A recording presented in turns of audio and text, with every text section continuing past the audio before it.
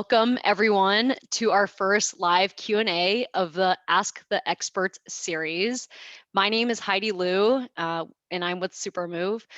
We're on a mission to make moving simple for everyone with a moving software that brings your whole team from sales to dispatch, operations to coordinators all on one system.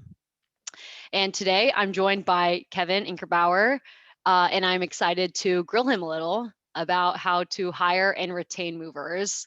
And a brief bio about Kevin. Kevin has been in the industry for 38 years and is the president and owner of Ward North American. His introduction to the moving industry started in the accounting and finance area prior to him buying the agency in 1994.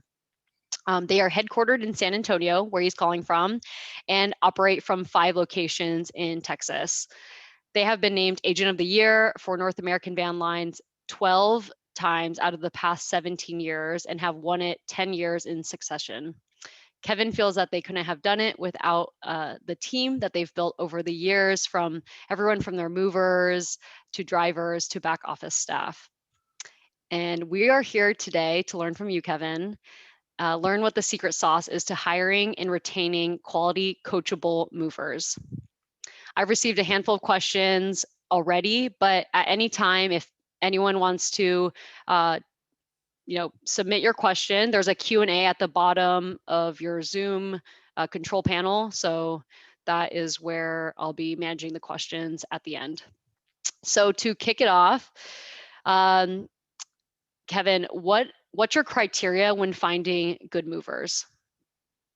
Well, first of all, Heidi, thank you for having me. And number two, I'm not sure I would quantify that I'm an expert, but I would tell you we've had some success in the movers world. But finding the criteria, we kind of break it down. One of the most important things is looking at the demographics of where you're looking to hire.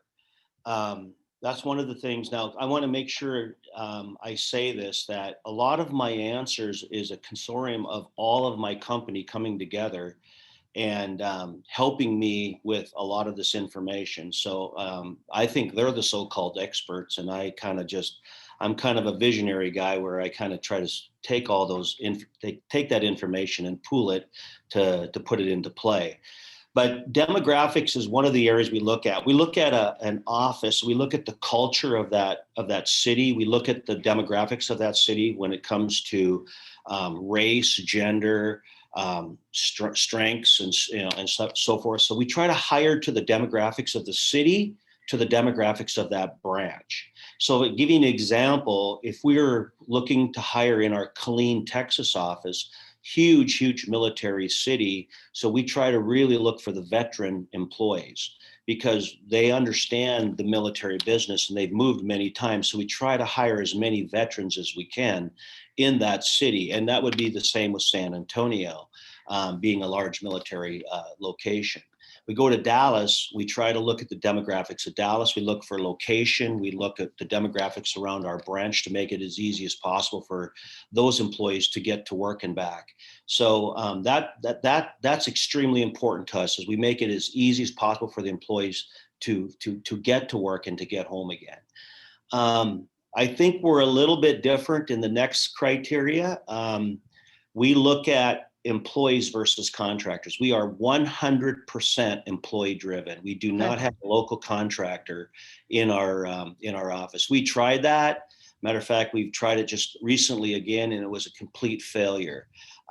We like to control the processes. We like to control the quality of the employee, the type of employee, and we like to know every employee that's in these houses. So just being non-contractor based puts us in a different perspective, I believe, because what we're seeking more than anything is not just somebody to show up to do work. We're seeking somebody that wants a career. We want retention.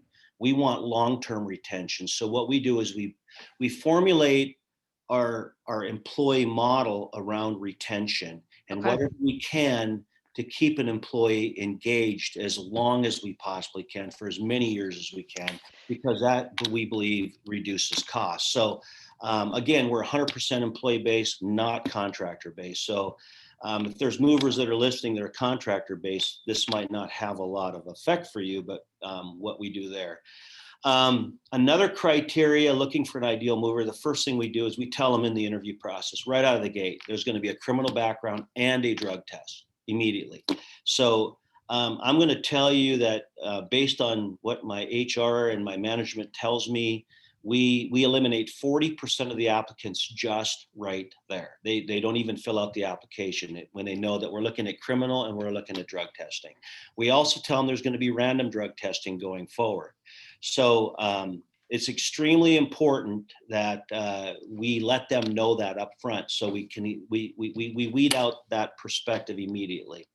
The second, another issue is, I thought this is interesting, is we don't want to hire for experience. We like to self-develop our moving culture. We like to self-develop our employees to follow our policies, follow our regulations, follow what we do and how we do it. Developing somebody to be what you want them to be, we feel, is way easier than bringing somebody in that so has all the expert, ways of doing things, which is not the way we like to do things. Yeah. Break those bad habits. So we like to self-develop our staff. We like to start from scratch and put them into the roles of the training that we do. And then what do we look for in an employee? We have created an interview process. This is extremely interesting, of questions that develop a sense of feeling of their integrity, especially respect. It is huge. It's a huge training module that we look at. We spend a whole half a day just on respect. And then we look for heart. There are so many variables of what people believe respect is, what they believe integrity is, and what if you have heart. We see people that have really bad attitudes and say, well, I have good integrity, but you don't have heart.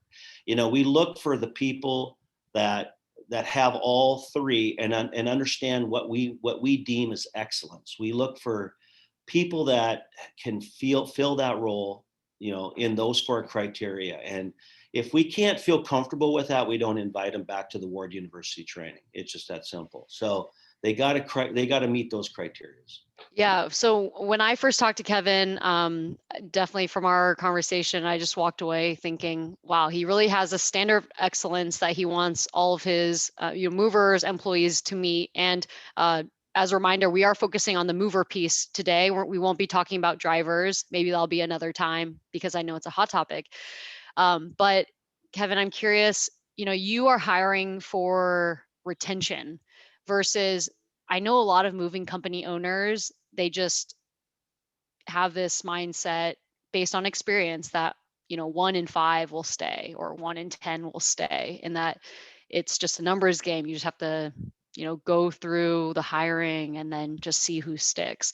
Kind of, what are your thoughts on that? And, is it maybe a problem in their training, or, what are your thoughts?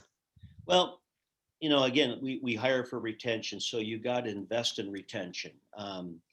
That's why that's why we're with the employee model, and it works for us extremely well.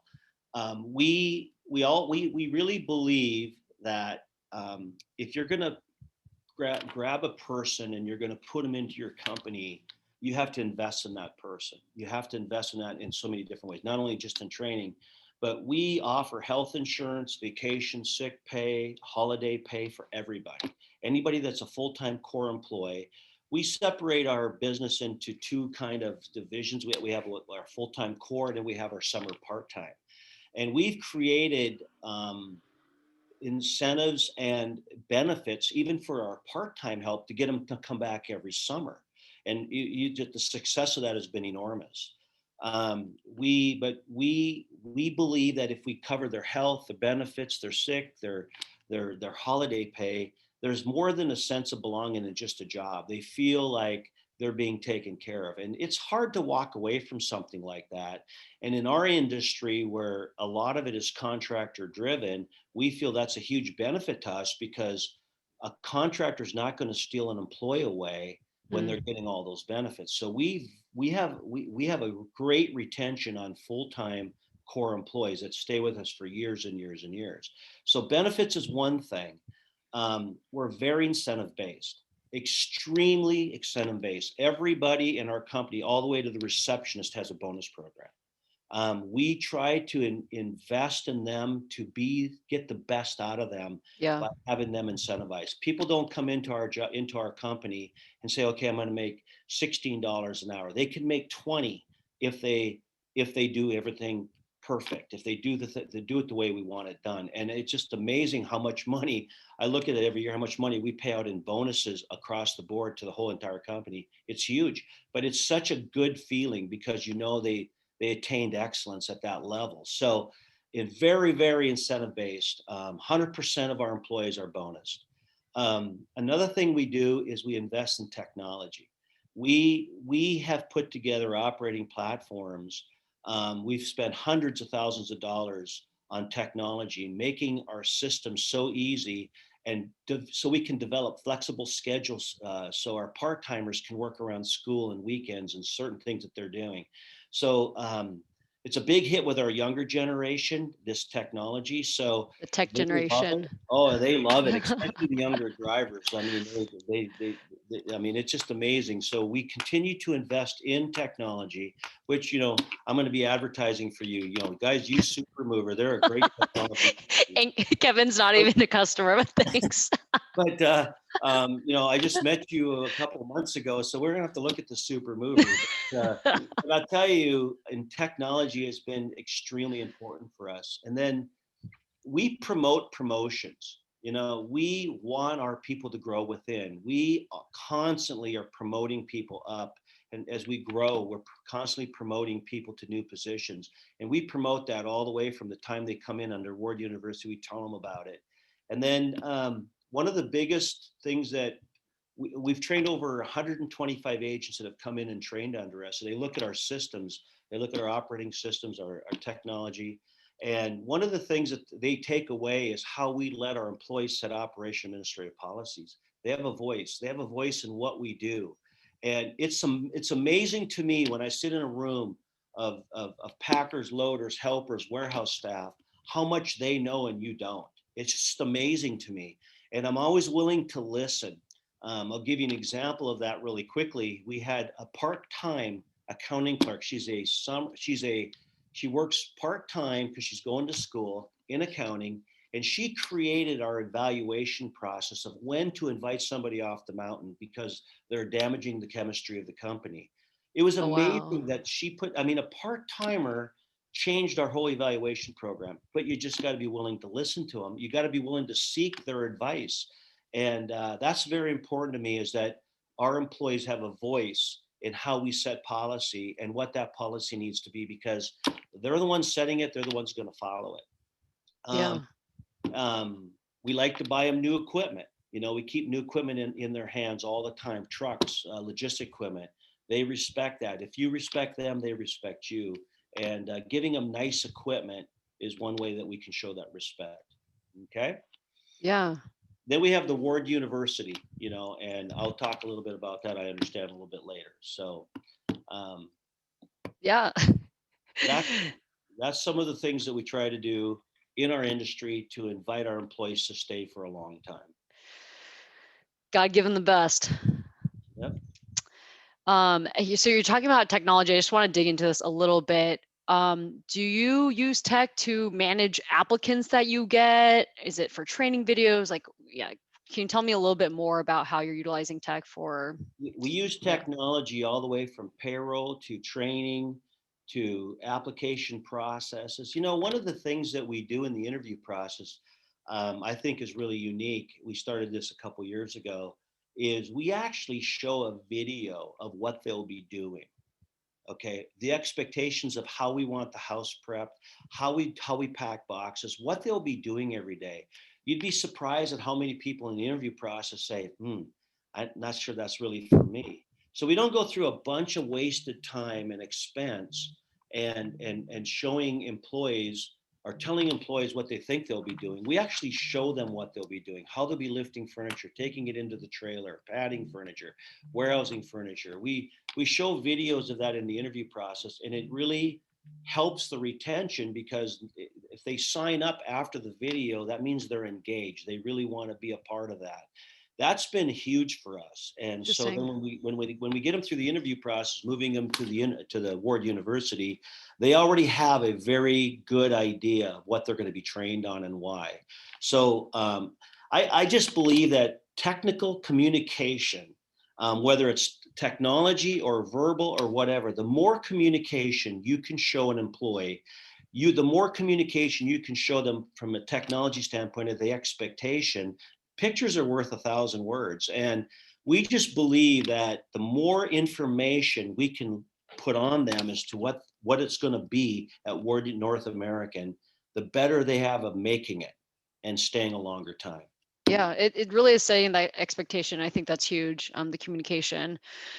Um, I'll give you an so example go, of technology. I'm hate to interrupt you, Heidi. no, go for it. You asked me to interview, so I'm going to talk forever.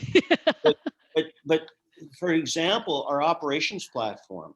When we put them through Ward University, we train them on all this technology. We train them on everything.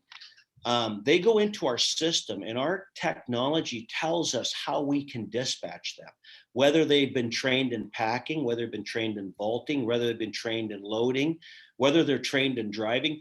So if an operations manager tries to punch an employee in, electronically through the computer system will automatically acknowledge we're trying to punch this person in for a pack job and they have not been trained on packing. It won't let them punch them in. Oh, I So see. our system is so dissected to be able to control any weakness of someone trying to punch an employee in for something they're not trained on. That's how level set we've put this training and our technology that matches it.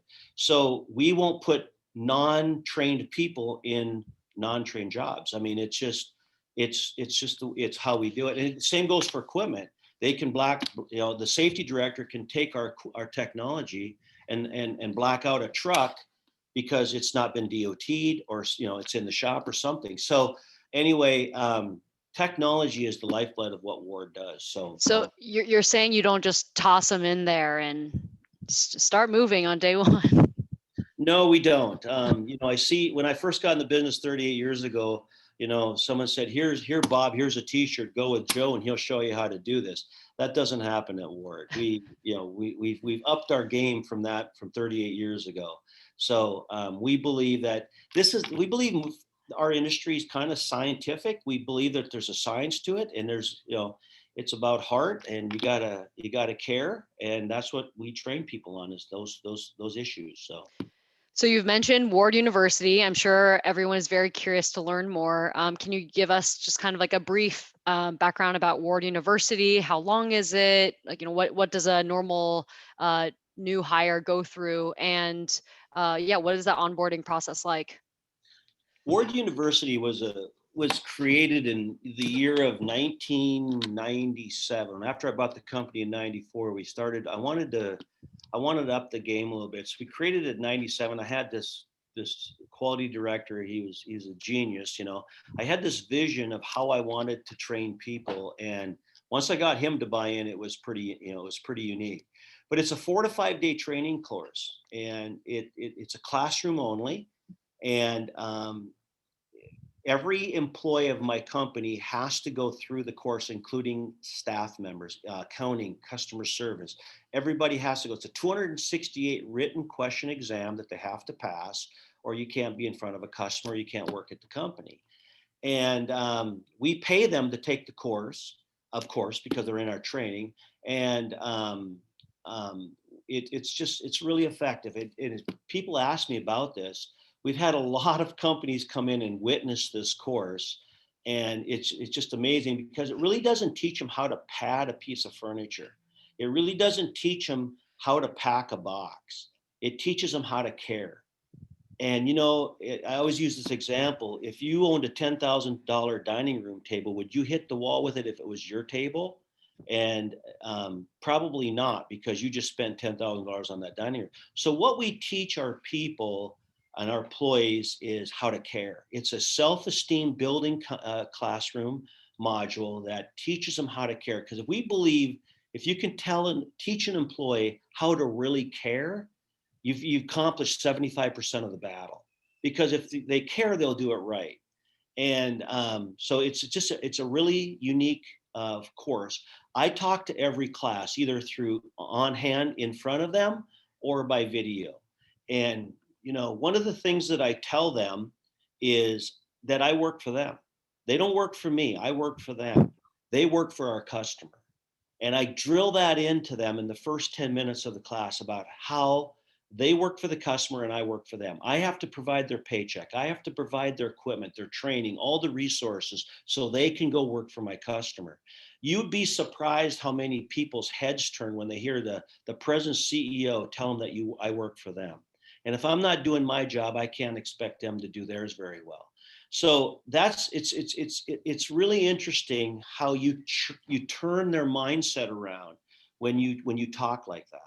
And we explain how we built the company, and I try to close with how important they really are, not only to me but to the customer, to the company, the value that they have to us. I Yeah. tell them in that course, do you know that you'll handle more money in 1 year in value than a bank teller? That just blows them away. They just Wow. can't believe that. And that's how important this job is. You may not think it's important because someone may have told you movers are not important. To us, it's extremely important. So it's the communication that you give them. It teaches them really how to care. And it also defines the expectation. We spend 5 days, 4 days. We can do it in 4 or we can do it in 5. When we do it in 5, we shrink the day down so we keep their attention span. But when we get into summer, when we're doing retraining and more training, then we try to get it done in 4. But it defines their expectations, and it defines our expectations. It talks about what we expect and what they should deliver. And it talks about what they should expect and what we should deliver for them. And it promotes respect and respect in front of the customer. So it's an extremely important. It's so this training is so important to Ward that when we started this in '97, we won our first agent of the year in 2000, and we won every year for 10 consecutive years. Then Wow. I trained some other agents, and they're probably listening. And the next 4 agents, we trained them, and they beat us in agent of the year. We actually trained them on that course. So, but I was happy for them because that made a lot of difference to me that we're actually helping the industry, which was important to me. So. You have mentioned to me before that there is a very strict dress code. I think that this is very interesting because when I think about movers, I can picture movers in my head that have a strict dress code, and then I picture other movers who just look like they were walking down the street and they are now moving my stuff. So, yeah, what is your dress code, and why is it so important for you to have the standard? We believe, I mean, our philosophy is believe is image is very, very important to the customer. Okay. And we believe that, if you're going to be the part, you got to act the part. And if you really, again, remember, Ward University is about caring. So you've got to care for yourself. Okay. If you don't care how you present yourself to the customer, then maybe chances are you're not going to care how well you do for that customer. So it starts with how you look at yourself. When you wake up in the morning, what do you want to look like? Do you want to be a professional?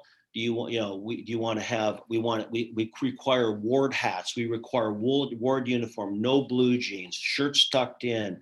We want them to show up at the customer's house and be their utmost professional. We've asked our customers, do you want an employee that's in full uniform with a ponytail, with earrings hanging out of their eyebrows? I mean, I'm not saying that's bad, but there's a place and time for that. And our customers said, no, I don't want that. So we have testimonials from our customers that say that. And so we play that in Ward University. We show them this is what our customer wants. And in order to be here and give them what they want, this is the way you have to play the part. And so it's extremely important for us to do that. It's so surprising because even our owner operators, our long haul fleet, even adhere to those rules and policies. So that was, it's a culture. It's a culture of excellence. And I believe that we've had people come in and they say, how do you get them to do this? How do you get them to not wear blue jeans? I don't know how to answer that question because it's just never been an option. Yeah. So, I mean, they're taught from the day one, from the time they get here, this is how we are. And if you don't want to comply with that, this isn't the place for you. And we're nice and we're professional about it. But if you really want to grow and you want company benefits and you want all this good stuff that we have to offer, you want to promote, you want a career, this is the way we have to play the part. And I have no problem getting people to do that. Yeah. We have a few questions already. I still want to ask you a few of the questions that we received from the registration. So, what is the best source for recruitment of both experienced and entry-level movers? And I understand you try to find movers that don't have experience, but yeah, what is your best source of recruitment? To be fully transparent, our best source is it's amazing, is our staff themselves. We have a unique culture and we take really good care of our staff and our employees, and they recommend friends, families, neighbors, acquaintances, cousins, uncles, aunts. I mean, you wouldn't be. I found this out. We're up to over 50% of our recruiting base comes from referrals from our incoming staff, our internal staff. That's amazing to me, and that tells me that our culture's working. When people will recommend you to come to work where they work because they like it so much. So 50% of our new hire come from our internal staff referrals. Wow. And you cannot believe how the interview process and the cultural training is so much easier because they've already been sold on what we do and how we do it. And that's why they're there. The other 50% is a year or two ago, we outsource all of our payroll to a payroll company, and they have a really, really unique program where they have embedded applications from people of all different industries. And so when we go to our payroll company, we say, hey, we need 10 of these in this city, and they'll go out to their application process and give us, they've already got our criteria. They've already got what our expectations are, what are, all the rules and regulations, what our benefits are, and they match those 10 people with applications that are already into their infrastructure that they've already seeked out through our payroll system. And they find the other, 40% of our applications. They'll use ZipRecruiter, they'll use Indeed. They go out and get these applications. They got them on file, and then they help us get them in for the interview. But the expectations kind of already been set. So that's been huge for us. So again, 50% again from internal staff, 40% from our payroll company. So with hiring being so hard today because of the unemployment laws and all of that, this payroll company has really helped us step up a lot this year. So it's been awesome. So that's one of our ways of hiring. Drivers, our best recruiters are our drivers themselves. Recruiting drivers, yeah. Oh, absolutely. We incentivize them to do that. If they bring us a driver that meets the qualifications, expectations, we bonus them and we incentivize our drivers to bring more drivers.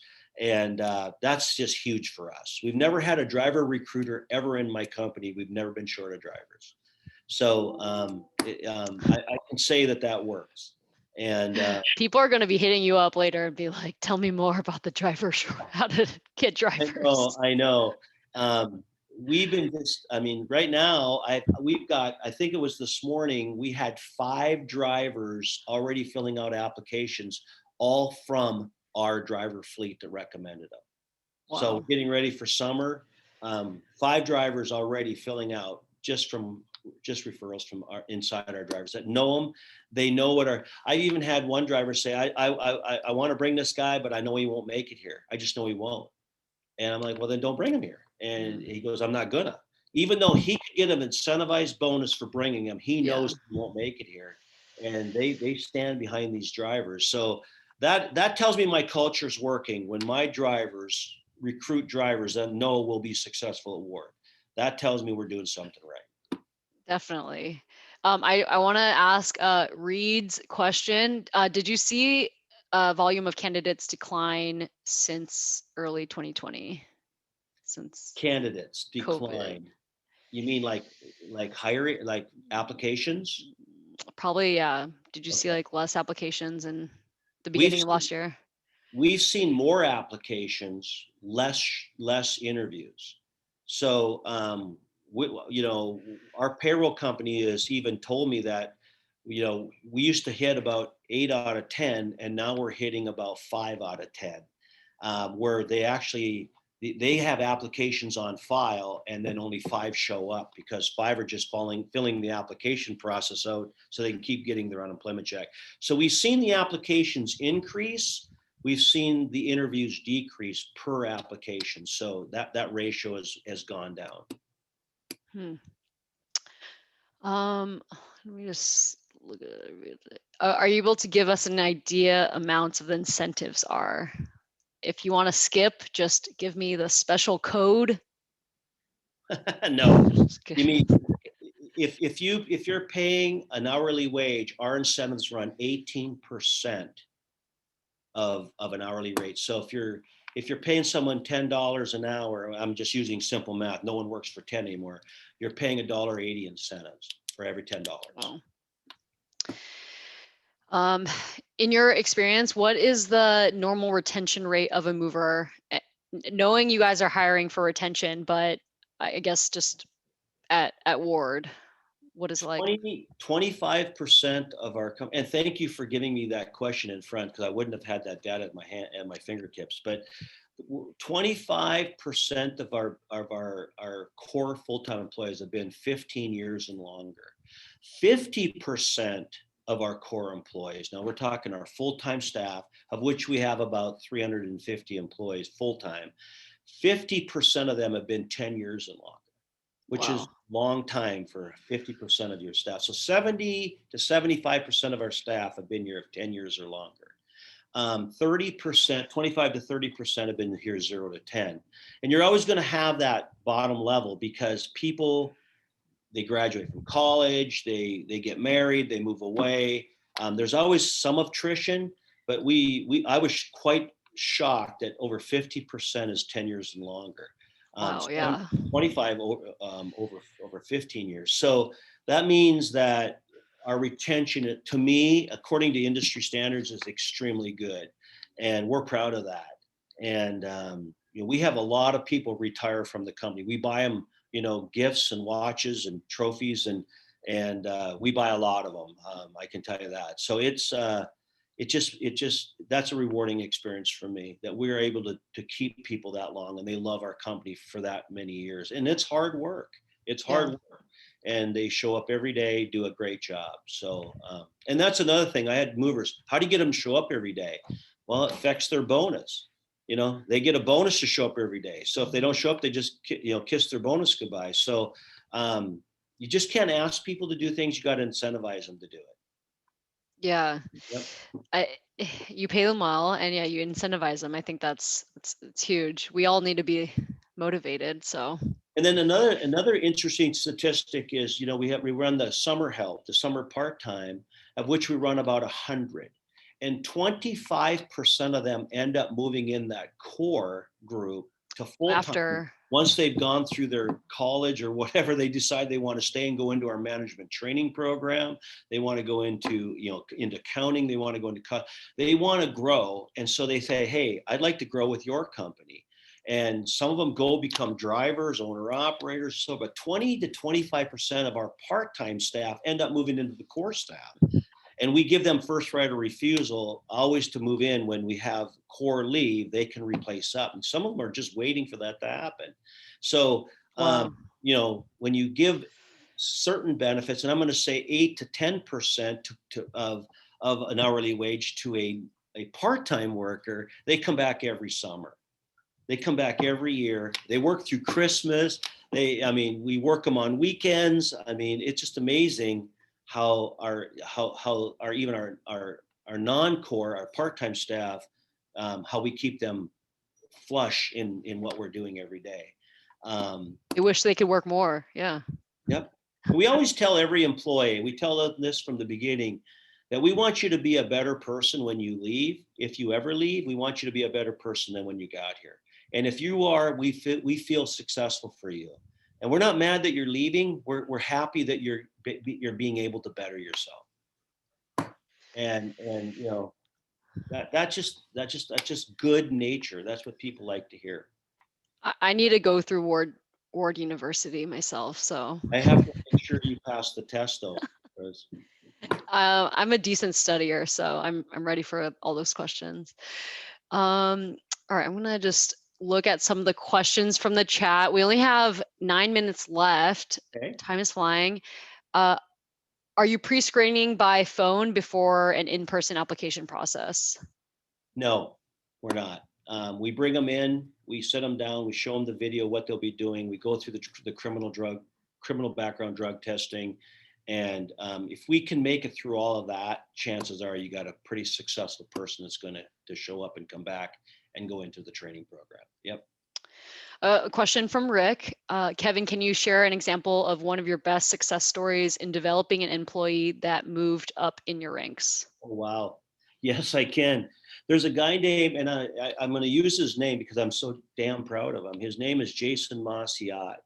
Jason Maciot grew up in a very, very poor neighborhood. He was in the Wheatley. I don't remember what he calls it. He was just talking about that this morning, and he was working at the wash tub, washing cars. And I asked him one day. He was really wanting to please me, and I asked him one day, "What do you make here?" And he goes, "I make $8 an hour." I said, "How would you like to make 10?" Now this is 20 years ago, and he goes, "I'd love to make 10, sir." And I said, "Okay, you should come see me on Monday morning." And he did.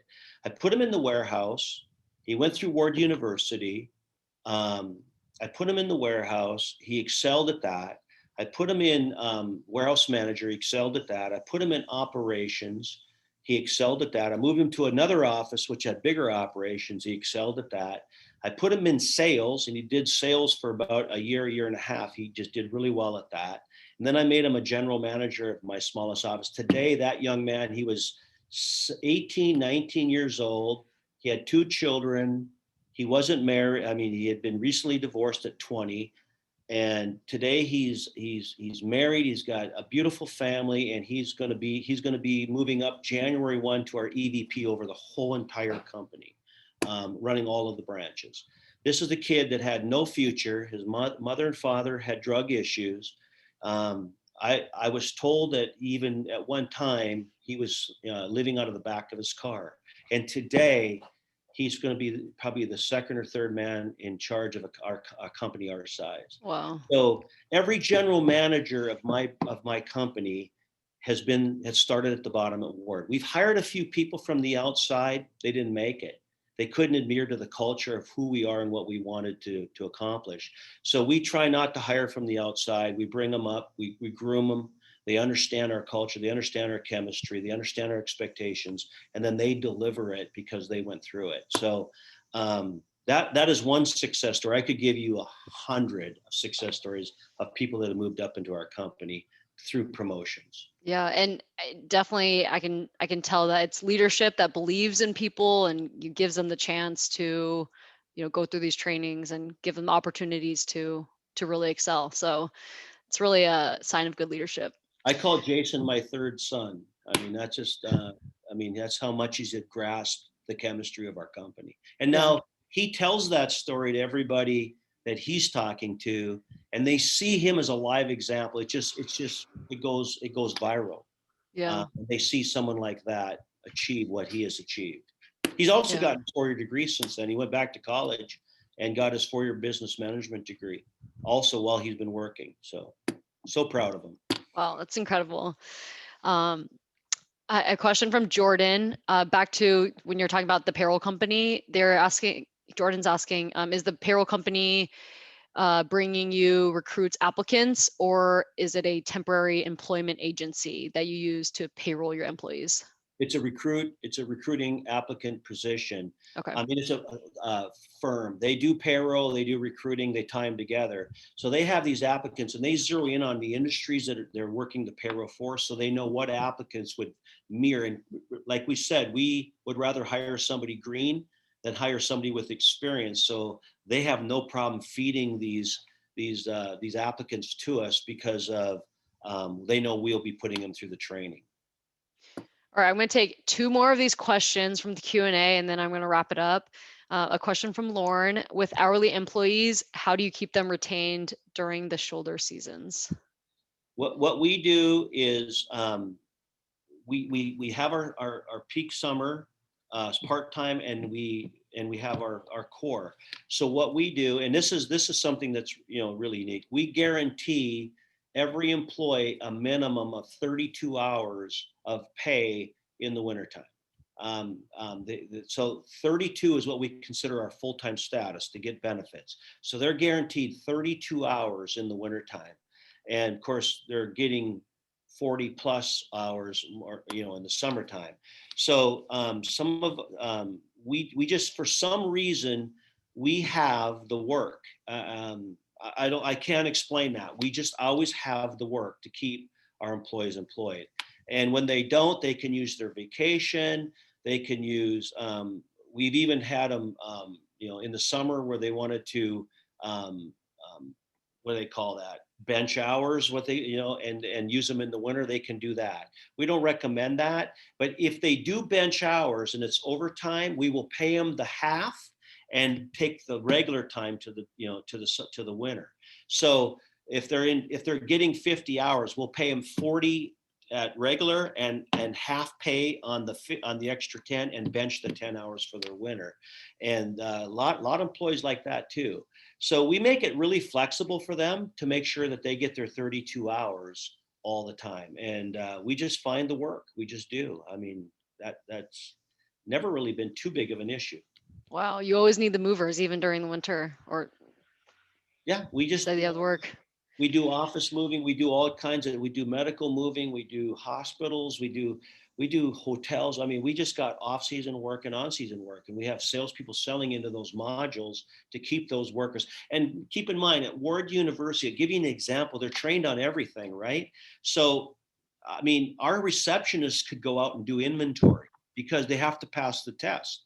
So part of the module is inventorying. So we don't have to look in our group of employees and say how many who can do inventory today, because we got exceptions to take. Everybody can do inventory because they're step all up. doing the same thing. Yeah.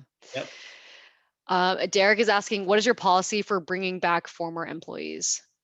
Or do they just never leave, so you don't have to bring back former No, they employees? they do leave. I mean, you're not perfect, right? And people leave. We've had troubled employees that come in and they don't meet our chemistry, and they leave. Our policy at Ward is whoever had to deal with their exit strategy going out makes the decision whether they can come back or not. Okay. So if I terminate an employee, I'm the one that gets to say he comes back or not. If our CFO terminates an employee, he or she gets to see if they come back or not. If an operations manager of that branch terminates an employee because of bad behavior or whatever, they get to have the say where that person comes back or not. So that, to me, if that operation manager doesn't want them back, there's a reason. Okay. And we would rather support that operations manager than, just because we might be 10 people short, we're not going to override him or her just because of that, because that ruins the culture of chemistry. The chemistry it works, and we just won't override that. Yeah. Well, to wrap up the session, that was the last question I'm taking, but I'm sure people would be asking questions for forever. So cutting everyone off. Kevin, I want to say thank you again for your time, for your insights, sharing your experience. And I hope that everyone is able to walk away with, one tidbit of information that they can implement starting this week. Happy Monday. And so for everyone that's tuned into this session, Supermove is actually offering 1 free month of our moving software. And once again, we have a moving software that brings your whole team onto one system, and we want to make it as easy as possible to run your business. So if you are interested, you can sign up for a demo through our website and mention that you attended this live Q&A with Kevin. Kevin, any last words before we say goodbye? One last thing that I will say, in being in an employee world, I would say this: define your company philosophy. And we've defined ours under one formula. Okay. Customers always first, employee is always second, and the profit is always third. And if you do that, you'll make money. You'll be very successful with your customers. Your employees will be extremely happy, and you'll make money. That it's. I've made money 38 out of 38 years, and I just believe that you help people get what they want, they help you get what you want. And just the philosophy is put the employees in front of profit, or put your people, invest in them, value them, because they're the key to having a blessed life. And that motto even helped you survive COVID. So, Oh yeah, we had a good year. I mean, we ended up having a really good year in COVID. yeah, And we took care of every employee and didn't lay off one. that's So, incredible. yep. All right. Well, thank you all for attending, and be on the lookout for the next session in May. But yeah, thank you again, Kevin. Really, really appreciate your time. Thanks, Heidi. Appreciate you having me. Okay.